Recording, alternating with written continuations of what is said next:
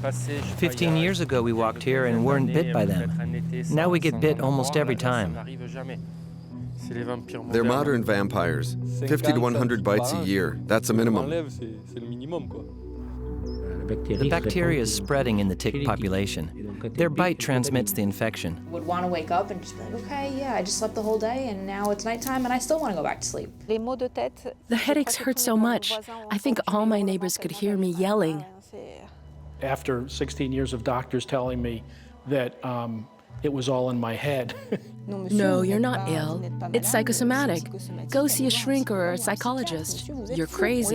That's what most patients are being told. It's the #1 worldwide spreading vector-borne epidemic. The #1.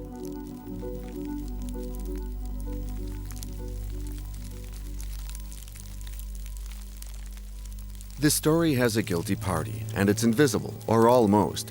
A tiny insect that carries a dangerous disease, the tick, an acari barely a quarter-inch in size that transmits a terrible and largely unknown disease, Lyme paralysis, or Lyme disease. The northeastern United States is one of the regions on the planet that's the hardest hit. In the state of New York, Dr. Ostfeld concentrates his research on the environmental causes for the current increase in the tick population. He doesn't have to search far to collect specimens. A nymph right there.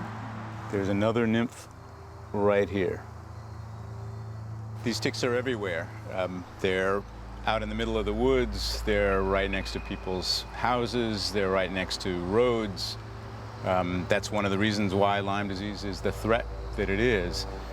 And so these nymphal ticks, this stage that we just pulled off the cloth, are responsible for the vast majority of Lyme disease cases and other tick-borne diseases as well. Invulnerable and camouflaged, perched atop blades of grass, patiently lying in wait, the tick is a solitary hunter. It can wait for weeks before attaching itself to its prey. It's armed with dual appendages called chelicerae and a harpoon-like hippostome. The chelicerae pull themselves into the skin. Then the hippostome pushes itself between them, piercing a vein and allowing the tick to nourish itself with blood. This meal can last several days. As it becomes filled with blood, the tick can grow to the size of a peanut. But this minuscule vampire is only dangerous if it's infected with a bacteria. The combination of these villains, the tick and the bacteria, results in the propagation of Lyme disease. The tick inoculates its host with Borrelia bacteria. The full name is Borrelia burgdorferi. The inoculation occurs in the skin. A circular rash may appear in 2/3 of the cases. It doesn't remain constant. Often, it isn't taken seriously by a doctor or a pharmacist or a family member. It's considered a simple insect bite and it goes untreated. If untreated, the disease evolves for several weeks in a subacute form. Then, within months or years, the disease becomes chronic. The disease will evolve in this manner for 10 or 20 years, or for a lifetime if the patient remains unaware and the Lyme disease goes untreated. Several weeks of antibiotics started just after the tick bite is sufficient for eliminating the infection. But if the victim isn't treated in time, the disease becomes very complicated. This bacteria is a veritable time bomb. It can lie dormant in the body for years, suddenly awakening when the immune system becomes weakened.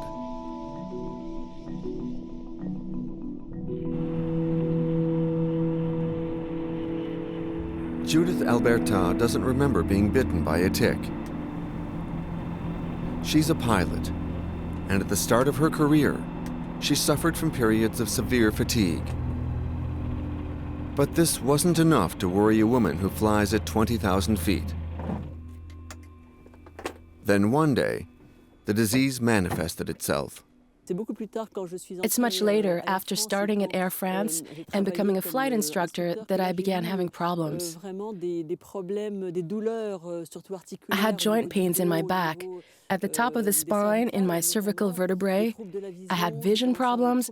I began having trouble speaking, which created a big problem in my work as an instructor. After a while, it got so bad that I had to stop my job and leave Air France. I could no longer work. It took years before she was able to identify the source of her problem. She saw specialist after specialist, but Lyme disease was never evoked as a possibility. 37 medical visits in 10 months between June 2008 and April 2009, and no results. Ma'am, you have no illness. I was examined with MRIs, scanners, scintigraphies, cystoscopies, and biological tests with no diagnosis. We looked everywhere and found nothing. I was told, ma'am, you should see a shrink. It got worse, and no health professional understood what I had. Terrible pain and no ideas. Burning in the muscles, in the stomach, the lungs, head and eye pains, permanent burning pains. There were winters when I thought, this is impossible. I can't go on like this. I can't imagine another year like this. It's impossible.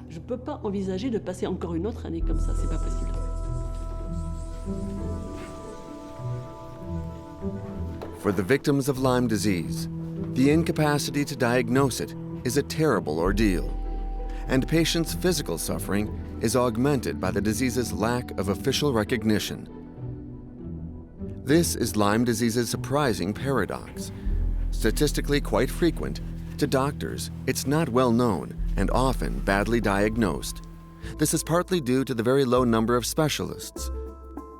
To meet with one of the world's top specialists on Lyme disease, we'll travel to New York State.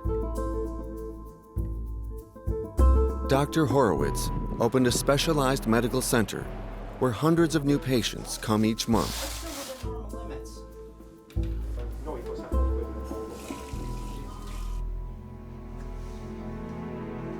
When I came up to the Hudson Valley approximately 26 years ago, I was moving into a very highly Lyme endemic area.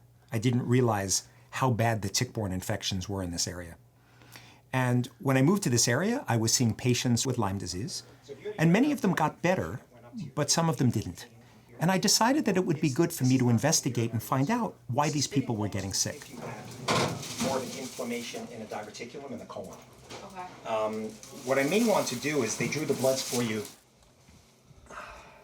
So what symptoms? For the young Aliana, contracting Lyme disease was a terrible experience. Usually when it's Very thankful when I actually came here. Very, very thankful, because when I walked in, I looked horrible. Absolutely. I looked like I walked into a smoke-filled room. My eyes were all red. It would be 80 degrees outside. It would be the summertime, 80 degrees and everything, and I would have like 4 jackets on and sweatpants. I was freezing no matter where I was. It was definitely a rough road. I was very, very tired. Very, very tired. I would sleep all the time, and after I would get up, I would still be tired. And then her cognitive issues got so bad that she had memory loss. She didn't know a bridge when we were going over it. She didn't know my mother. 1 week she didn't know who I was. But before her disease was identified, some doctors proposed a curious diagnosis. I went to a pediatrician at first, and she was very okay. She's feeling around my stomach, seeing what's going on, and in the end, she pretty much just said it was all in my head, and that I'm a kid, and I just want drama, and... Unfortunately, stories like Aliana's of medical errors occur all around the planet, even in the United States, where the threat of Lyme disease is well identified. William lives in Maine, where he found no medical support for years. I don't treat for Lyme disease. And that was after 16 years of symptoms of pain and muscle pain, fatigue, bad sleep, all the usual symptoms. But after 16 years of doctors telling me that it was all in my head, it was all mental, and I kept on saying, it's not, it's physical pain, and I'm not bringing it on myself. I've been stable all my life, you know, there's something wrong. And it took me 16 years to find a doctor that actually said, okay, let's do the proper blood tests and find out what's going on. And he said, oh, you've got Lyme. Dr. Horowitz is one of the rare doctors able to diagnose Lyme disease in its various forms. He created a special method for doing this. Lyme disease is a multisystemic illness. So what I do is I usually get a history from a patient, and I give them a questionnaire. And this questionnaire has 38 points. And if I see that a patient fills out this questionnaire and they have many different symptoms, not just joint pain, not just fatigue, but they say that they have day sweats, night sweats, and chills, suggestive of babesia, a malarial infection. They have fatigue that comes and goes with good and bad days. They have joint pain and muscle pain that migrates around the body. One day it's in one place, 3 days later it's in another place in their body. They have tingling, numbness, and burning that comes and goes and migrates around the body. They have memory and concentration problems, and they're young, and they shouldn't have any. If they have those type of symptoms and they say, I'm sensitive to light, I have sound sensitivity, I can't fall asleep at night, or I keep waking up, I'm anxious, I'm depressed, and I have no reason.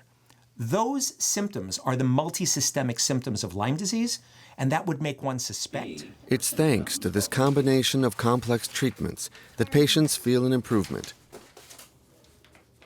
Yet even after 20 years of practice, the doctor and his assistants are still searching for new answers.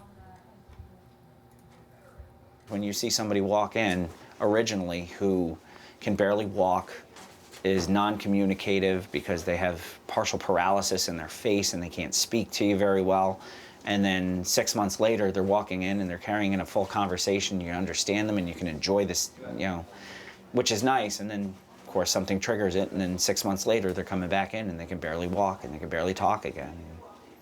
That's the sad part. In the United States, a great deal of attention is given to tick-borne diseases because they've been recognized as a health danger for a very long time. For centuries, native Indians avoided traveling through certain valleys during autumn and spring, the period when ticks are in abundance. They saw that those who were bitten could fall ill with an incurable disease. In 1972, in the little city of Lyme in Connecticut, an epidemic of a strange arthritic condition struck the youth and the young children. No one at the time thought of a bacterial disease. At the time, it was thought that antibiotics could kill off all infectious diseases. The mysterious disease gets the name Lyme disease. It wasn't until 1982 that the scientist Willy Bergdorfer established the link between ticks and the transmission of the Borrelia bacteria to humans. Borrelia is not an ordinary bacteria. It's intelligent. It can change its appearance. It can move rapidly, infiltrate all of the body's tissues and bones. This tiny spiral organism is a formidable enemy for researchers. At Connecticut's New Haven University, Professor Eva Sappi directs a research laboratory dedicated to studying the Borrelia bacteria and its mysteries. It's interesting because Dr. Bergdorfer discovered Borrelia practically 30 years ago. And here we are, we're still having issues how to cure those Lyme disease patients, how to eliminate Borrelia. So whether we didn't ask the right question in the last 30 years, or just the Borrelia is way too smart, and we really have to fully understand to completely eradicate this organism. So Borrelia can take multiple forms. The three well-known forms are spirochete, the cyst or round body form, and the biofilm form. Biofilm, for example, is a very special form. Think about a shelter, or even a city. So when it is attacked by immune system or some antimicrobials, it can hide from it.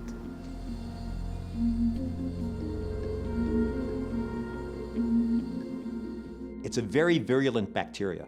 And the problem is, it knows how to change form, how to hide in the body.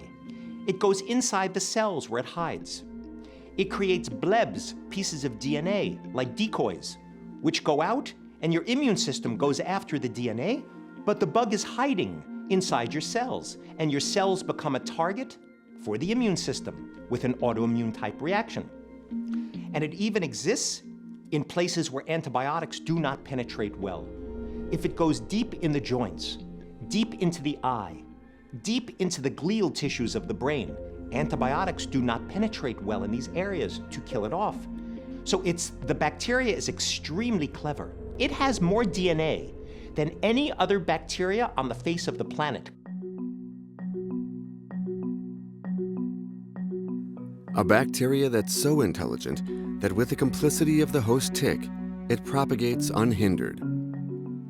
In the US, 2013's official health statistics recorded 10 times more cases of Lyme disease than the previous year. That translates into 300,000 new cases per year. This is a spreading epidemic. I've visited Europe. I've been to France. I've been to Germany. I've been to England. I was in Belgium. We are seeing a worldwide epidemic, including 2-3 years ago. I was invited by the Chinese government to come to China. They were having a problem with Lyme disease there. So this is a worldwide problem that we really need to pay attention to. The epidemic developed out of two principal territories, the United States and a second zone in Eastern Europe stretching to Asia. Today, new propagation zones and new strains of this bacteria are being discovered.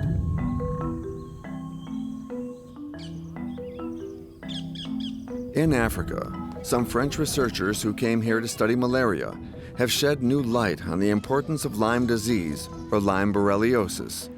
They found it in about 10 countries in northern and western Africa.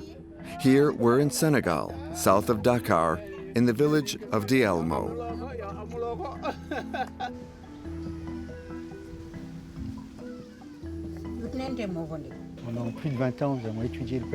For over 20 years, we've been studying malaria in the region. But in addition, we've been studying all the other pathologies present. The number 2 disease just behind malaria is borreliosis. Some years, we've seen up to 1/4 of the village's population infected with Lyme disease. And it's almost always mistaken with malaria. Sometimes it's mistaken with a type of malaria that's resistant to medication. Yet the illness is actually something quite different. It's Lyme borreliosis, a bacterial disease that has spread widely throughout Africa. Thanks to Dr. Tropp's team, the entire village has a new awareness of the dangers of this disease.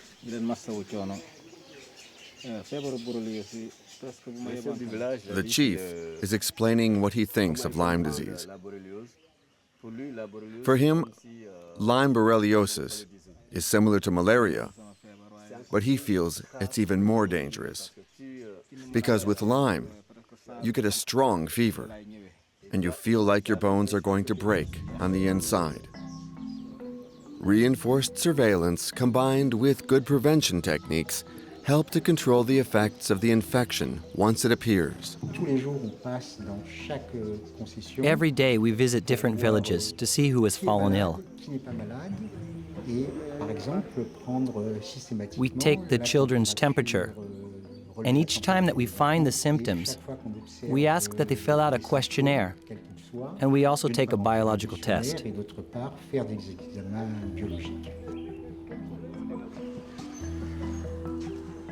To better understand Lyme disease's proliferation, the doctor has his special method.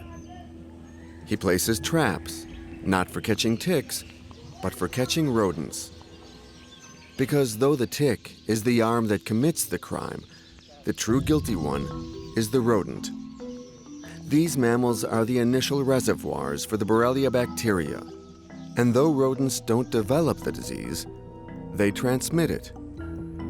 One of these mammals can carry 100 ticks and contaminate them with the Borrelia bacteria. Later, when the tick nourishes itself with the blood from a vertebrate, such as a human, it transmits the infection. Last night, we captured 11 specimens of 4 different species. One is a gerbiliscus, and we have 2 species of mastomys.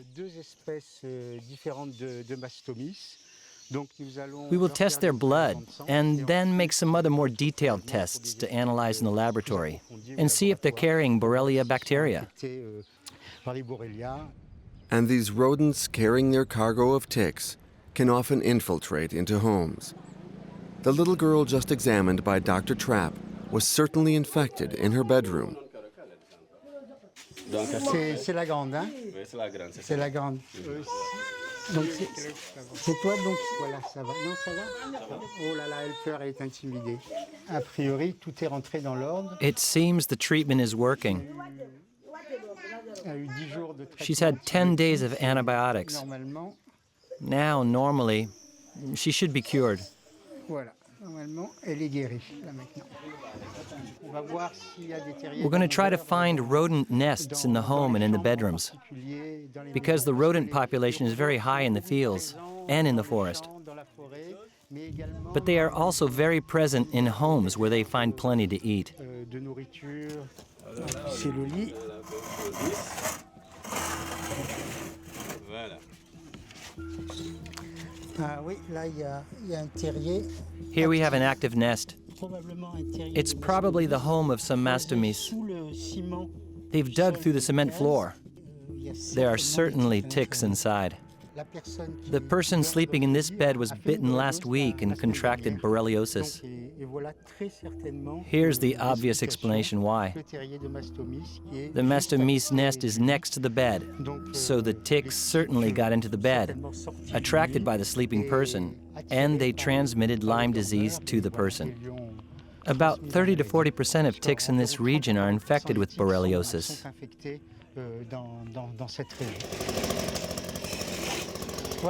There, we can clean it out now. The rodent was captured with its passengers, but many ticks still remain in the burrow. The vacuum cleaner will be used to clean them out.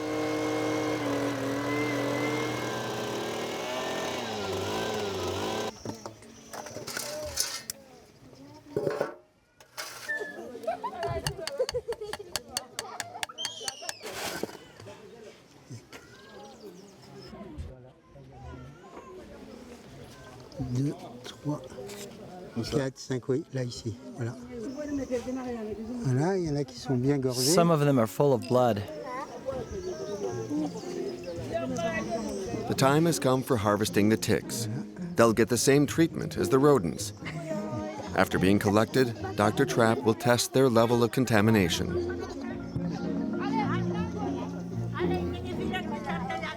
Around the world, the growing danger from the spread of Lyme disease is far from understood. The dangerous triangle, bacteria, rodent, tick, is progressing on a very open road. One reason for this is that the forests have become more and more split up, eliminating many of the contaminated rodents' natural predators.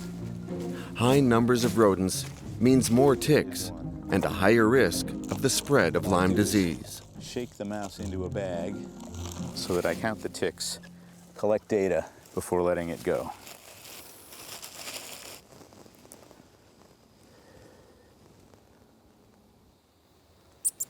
Doesn't like having its ears moved. She does have some ticks, 3 larval ticks. This mouse will transmit Lyme disease to about 90% of the ticks that feed on it. Many people ask, well, if the mice are so bad, if they're giving us so many diseases, why don't we just get rid of them?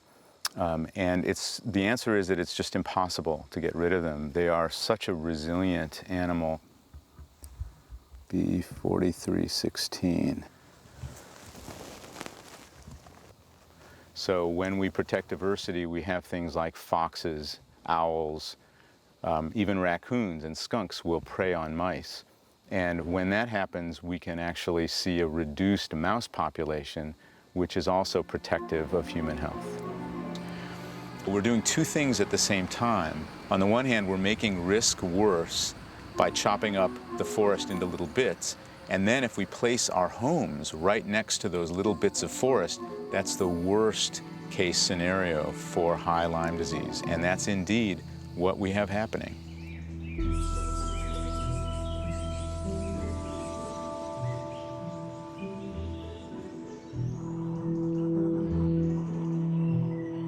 And Europe is not free of risk.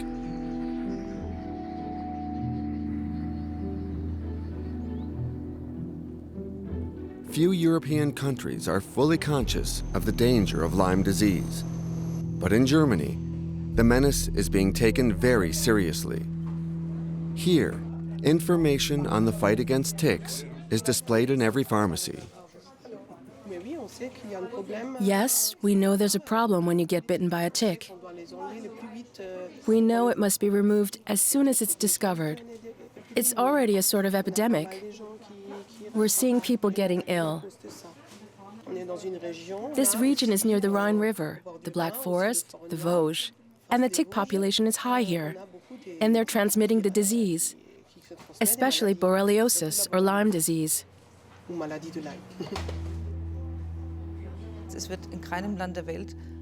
No country in the world counts the number of people infected with borreliosis. But in Germany, we see statistics that indicate we have an epidemic.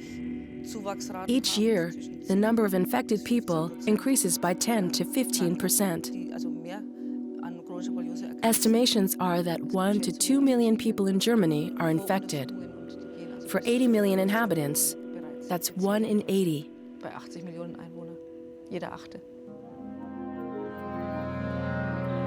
In neighboring France, there's no official discussion of the epidemic. On the contrary, Lyme disease is officially categorized as a rare disease. But the number of infected victims is higher than believed. For this family doctor in Alsace, this affair could be called a case of medical denial. It's not a rare disease. In a family practice like mine, we see hundreds of cases. Those types of numbers mean it's not a rare disease. And if you look at the statistics in Germany, you have to wonder why there's such a difference with France. A few kilometers away, they report 200 times more cases than here in France. Is the Rhine River stopping Lyme disease like they said it stopped Chernobyl's contamination? Why would France not measure the full impact of the spread of Lyme disease? It may be hard to believe, but Professor Perron thinks that the state-approved system for detecting Lyme disease produces lower numbers than the true count of infected people. The problem today in testing for Lyme disease is that 30 years ago, it was officially classified as a rare disease. So now, the testing protocol is such that we can never conduct tests on over 5% of people who come up positive in a given population. They have created a ceiling for testing. In my own experience with some patients, I have seen that the same individual who gets tested in different regions on the same day or same week can get different results. In other words, a patient considered non-infected in one region would get a positive result in another region because the test sensitivity varies from one region to another. In addition, there are the scientific uncertainties. Today, some are calling into question the accuracy of the test.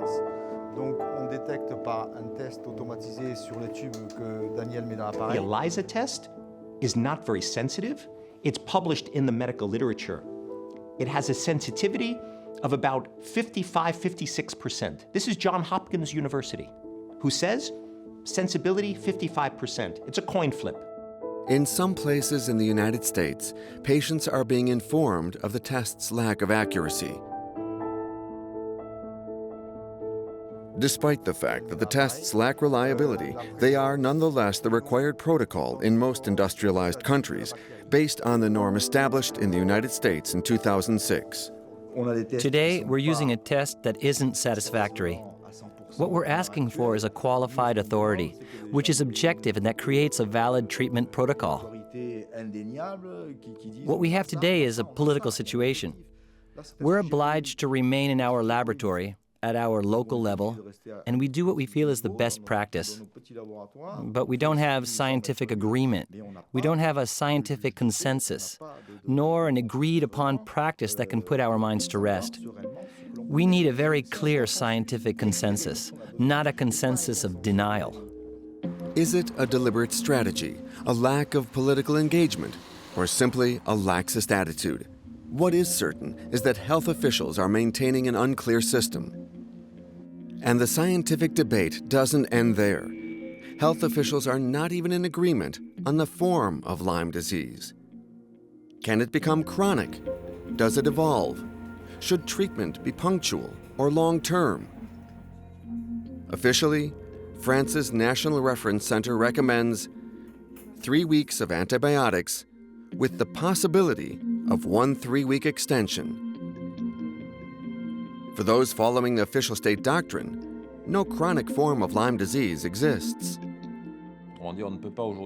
Today, it's not possible for Lyme disease to be considered as a chronic illness.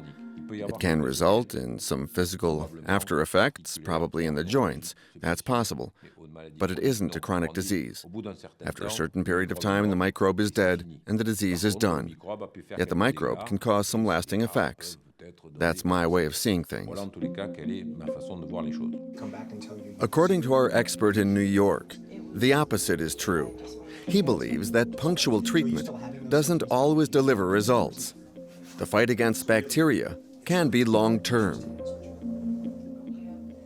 There are many diseases in medicine. Leprosy with tuberculosis, you treat for years. So it's not unheard of in medicine to use antibiotics long-term. When I treat, I usually don't use one antibiotic. Just like with tuberculosis, I combine antibiotics. If you understand the biology of the organism, you have to combine the treatments, and that is how I have some of my success. If the disease is so resistant, it's possibly because Borrelia bacteria has many allies. Often, the tick transmits an entire battalion of infectious agents. And some experts think the persistent symptoms are the result of this cocktail of pathogens. Ticks are like little crawling syringes, capable of inoculating a person with a large variety of microbes. I read an article that said ticks are a menagerie of microbes because they carry so many microbes, parasites, and viruses. They are not all dangerous to humans nor to animals, but some of them are a threat to us. First of all, our co-infection rate were extremely high. It's so high that we had a hard time publish the data. We also find novel organisms such as mycoplasma and filarial nematodes, but again, because it's such a novel idea, we're still having very hard time to publish it and convince people that it's real. The ticks are containing multiple infections. With one bite, you can get Ehrlichia, Anaplasma, Babesia, tick-borne encephalitis viruses, Bartonella. You can get all these different organisms, and it overwhelms the immune system. So your immune system can't keep up with all of these organisms at once, and it becomes overstimulated. And what happens with an overstimulated immune system is you get autoimmunity. So your immunity, in some cases, goes down, but in some cases, it gets overstimulated. Actually, it can happen at the same time. All of these inflammatory cytokines, these molecules that cause inflammation, it causes the joint pain and the swelling and the memory problems and the pain and the fatigue. Once you hit the infections and you lower the inflammation and you balance the immune system, people get better. So I call this the 3 I's for chronic disease. You must treat infection, inflammation, and immune dysfunction.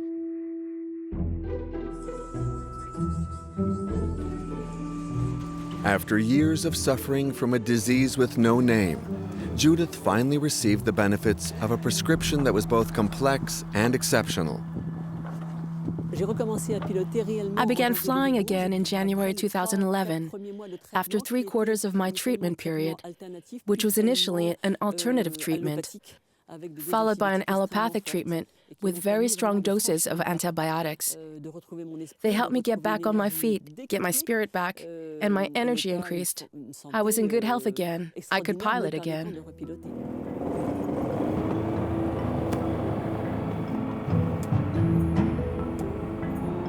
Though Judith now feels better, the disease still weighs heavily on Joanna. Her life these past 7 years has been punctuated by regular visits to Professor Perron, head of the infectious disease unit at Garches Hospital on the outskirts of Paris. I'm not having heart problems. And no chest pains? No. No. Joanna's case is typical. She was an active woman in great physical shape. She likes sports, has lots of projects, her family and children, work, etc. And after a walk in the forest, her life becomes completely different and difficult. It's true that at first it's very hard. A tick bite doesn't look dangerous. And I looked again at her medical file, with the photo of the rash mark on her thigh. At the time, her doctor said it was nothing to worry about. Then, soon after, she became very tired. She had bad headaches, pains in her joints, and she had difficulty walking. About 2 months later, she came in and saw one of our assistants because she had no idea what could be affecting her in this way. Joanna is a primary school teacher. Her passion is teaching children to read and write. But Lyme disease has changed her life, making even simple things a constant effort. She's lost much of her short-term memory. To adapt, she's created rituals.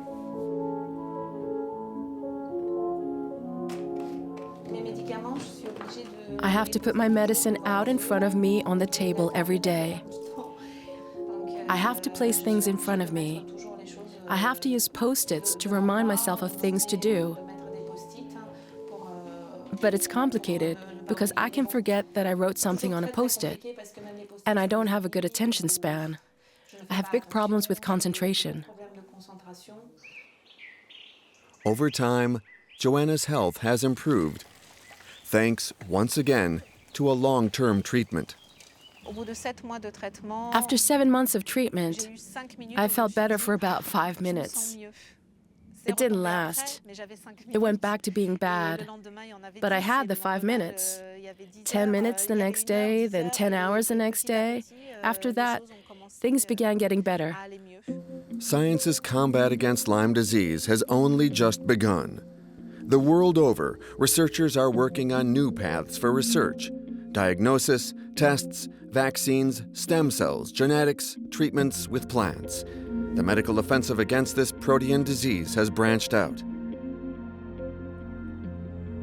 But in France, research is still in its infancy.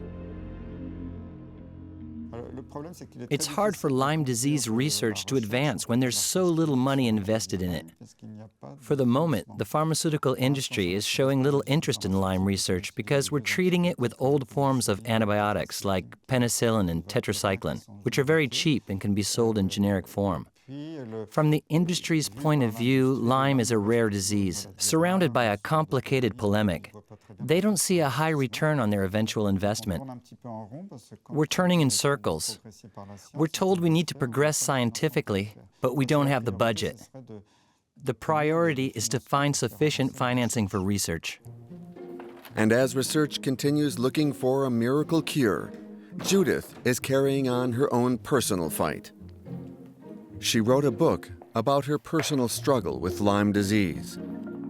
And 2 years ago, with doctors and other victims, she founded Lyme Without Borders, an association whose goal is to defend all those who are being ignored by health professionals and push authorities to finally acknowledge the scale of the epidemic. And her efforts have definitely garnered results. In 18 months, I have answered 18,000 emails and 18,000 phone calls. People tell me of their terrible state of distress. We are able to direct people to qualified doctors who are trained in the latest methods for fighting Lyme disease. We can listen to their stories and put them in contact with other members in our association. If they need it, we can recommend legal professionals to help them with legal actions. For example, when their illness is being denied by professionals, or if they lose their job because of Lyme disease. Once a year in Strasbourg, Judith organizes a colloquium that allows patients and doctors to keep up to date on progress in research. Patient groups like this one are fighting to get French authorities to authorize long-term and alternative treatments for chronic cases. I had 3 weeks of antibiotics in the hospital. I got out, and I continued them at home. I asked what sort of follow-up treatment I would get. I was told there was none. That surprised me. But after 2 years of struggling with this, nothing surprises me anymore. This situation is very disturbing.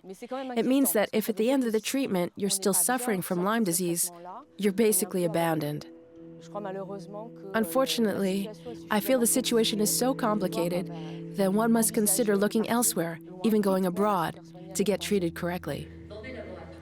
To hear the opinions of top experts, the association calls upon doctors from the world over.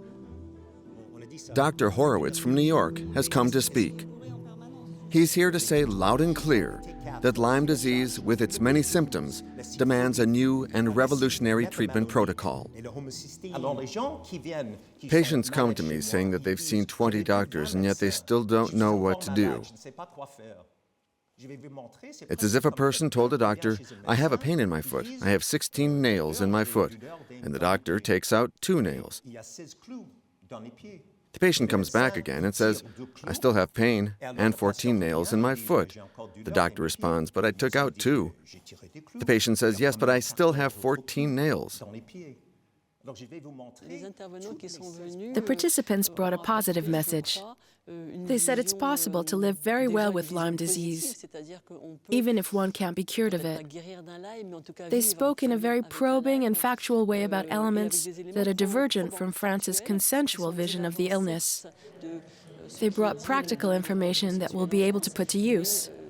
So the conference has helped to filter the mass of relevant information, so people no longer feel lost and unable to act in the face of all this information.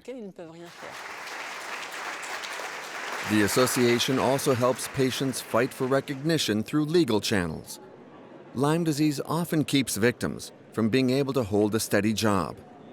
So much needs to be done to keep victims' physical suffering from being compounded by financial difficulties.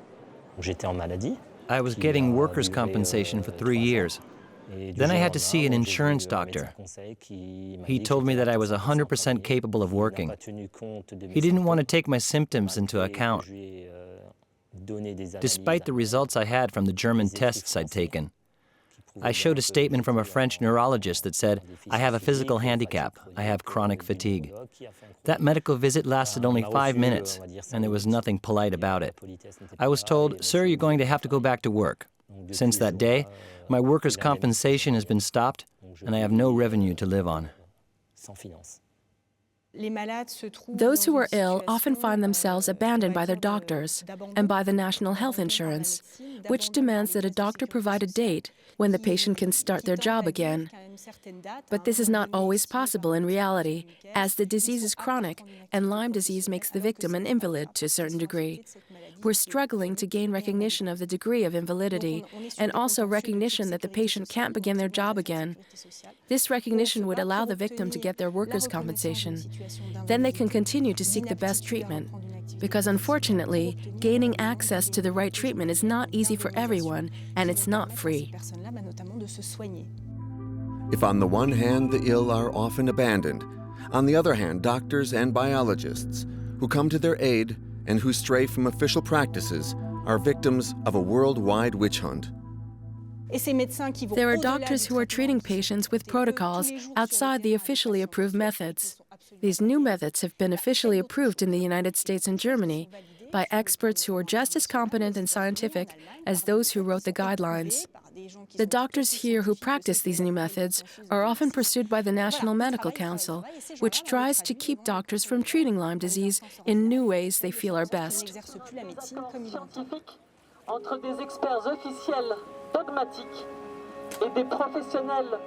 Judith has made her life's combat the defense and aid of Lyme's victims.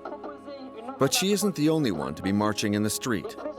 In France, in Europe, and around the globe, protests are being organized. In 2013, the very first Lyme Disease Awareness Day saw tens of thousands of protesters gather from Vancouver to Warsaw from Melbourne to Stockholm.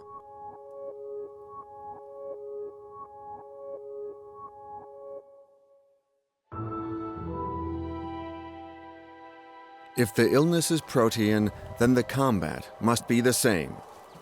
Together with other victims, Geneviève Perello founded the Borreliosis Network. Her objective is to clarify the massive information being published on Lyme disease, much of which is contradictory. Geneviève suffers from a neurological form of the disease, neuroborreliosis. Paralysis, speech problems. Geneviève is combating as best she can with what little force she still has.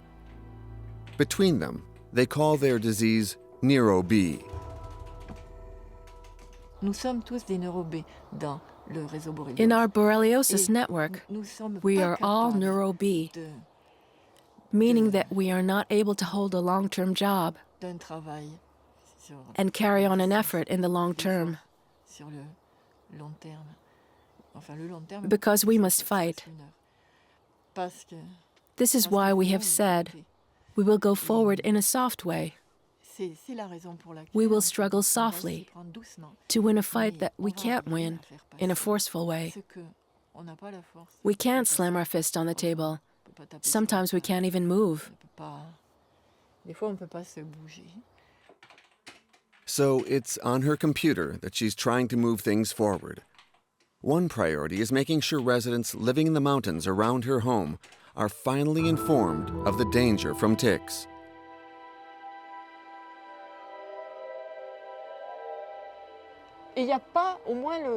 There is no information signaling even a minimum alert. Nothing posted in pharmacies, nothing on trails, in the forest, in holiday campgrounds.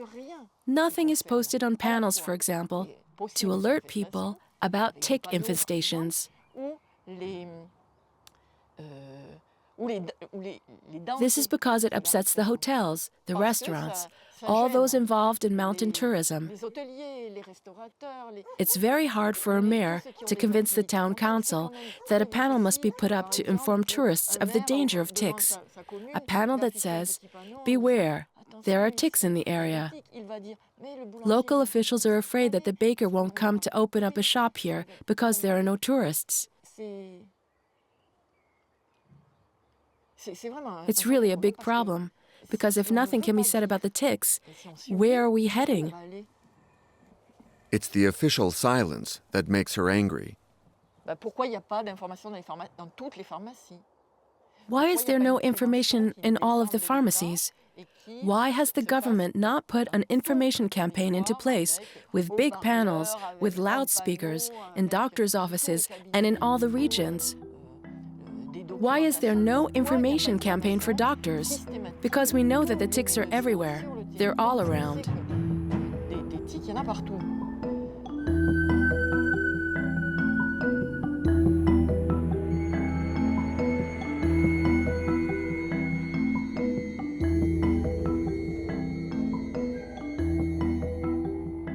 It's true that, contrary to many other countries, in France's forests, practically no information is available about ticks. The map for hikers, forbidden behavior, and fire risks are written in black and white, but there's no mention of ticks and Lyme disease.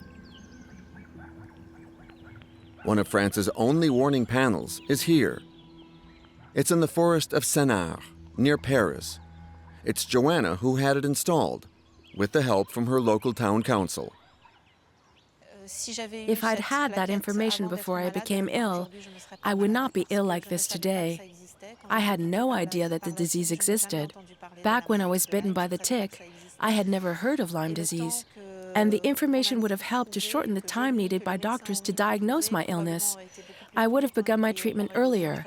I would have been in better health because of that. So this information is definitely needed, and it's still lacking. 3 million visitors a year walk in this forest. Among the surrounding villages, only Hyères considered it important enough to inform visitors of the danger of contamination from ticks. Yet the precautions to take are very simple. The day I was bitten, it was May 1st, and it was cold. I wore jeans and tall boots. Yet the tick climbed up my leg to my waist. If I had had the information, I would have tucked my pants into my socks, and I'd have been almost completely protected from the tick bite. Pull up socks. Avoid going into tall grass. Wear clothing that covers your skin. Use repellents. Search for ticks on your skin after your hike. If you have a tick, remove it with tweezers or a tick twister, but never with your fingers.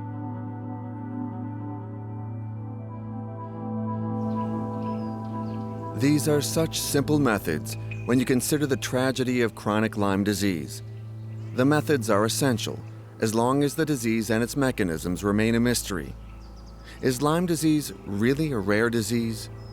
Why are officials imposing a test for the disease which is considered non-effective? Why not authorize long-term treatments if, as some claim, the disease can become chronic? And finally, in the face of scientific uncertainty, why is research so underfinanced? This story is right out of a modern medical thriller. Who profits from Lyme being so neglected? Who profits from patients not being treated?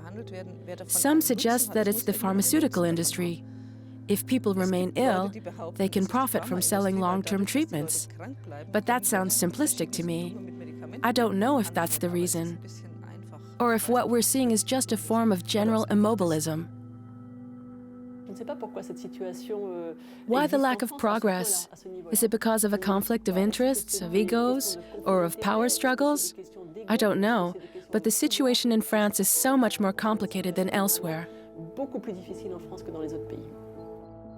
But I think what we need to do is we need to create chronic disease centers. And you train the doctors, just like you've trained them in cardiology, in neurology, you train them in chronic disease medicine. Research into Lyme disease is still at its early stages, but the threat of Lyme disease is growing.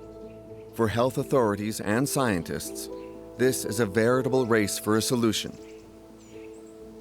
It's a race that can be won, but only if the urgent need for a solution is finally recognized.